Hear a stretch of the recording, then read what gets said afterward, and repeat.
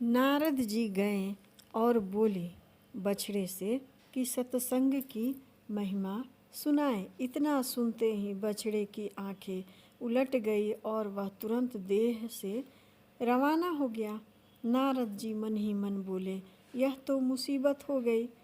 वे वापस आए, बोले भगवान, बछड़े ने तो कुछ सुनाया ही नहीं, परंतु उसका भी स्वर्गवास हो गया।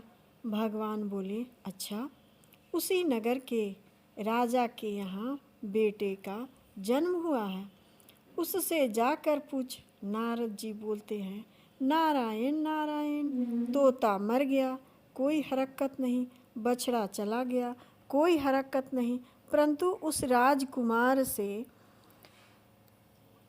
पूछूं और उसकी आंखें उलट जाए तो महाराज मेरे हाथ को हथकड़ी लग जाएगी। भगवान बोले नहीं नहीं नहीं नहीं नहीं, वह नहीं मरेगा। नारद जी भगवान के कथनानुसार वो आते हैं, राजा को आशीर्वाद दिया। बोले तुम्हारे घर में अभी अभी लाल का जन्म हुआ है। राजा बोलते हैं महाराज आप तो अंतर्यामी हो। नारद जी समझते हैं कि अंतर्यामी की कृपा से बोल रहा हूँ। बोले राजन, हम उस बालक का दर्शन करना चाहते हैं। तभी महाराज ने बोला दर्शन क्या, उस बालक को आप आशीर्वाद दो। नारद जी उस बालक शिशु के पास जाते हैं और पूछते हैं सत्संग की महिमा। तभी उस बालक ने आँख खोलते हुए कहते हैं कि अब तक आप पूछ रहे हो, देखा नहीं? सत्संग का सत शब्द सुनते ही मैं तोते में से बछड़े के शरीर में आया और वहाँ सत्य का सत्य सुनते ही चल बसा और यहाँ राजकुमार हो गया।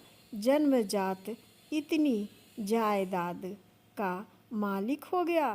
केवल सत्य दर्शन और सत्संग के 2 अक्षरों से इतना खजाना मिला है महाराज।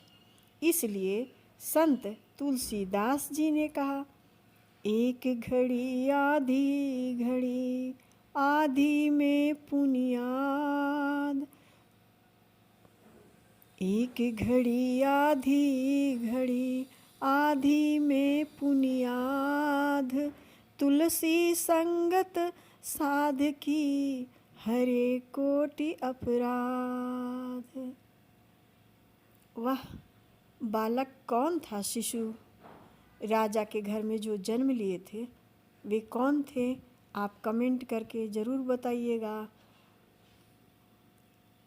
और नए हैं तो चैनल को सब्सक्राइब कीजिए और लाइक करें। राधे राधे, जय श्री कृष्णा।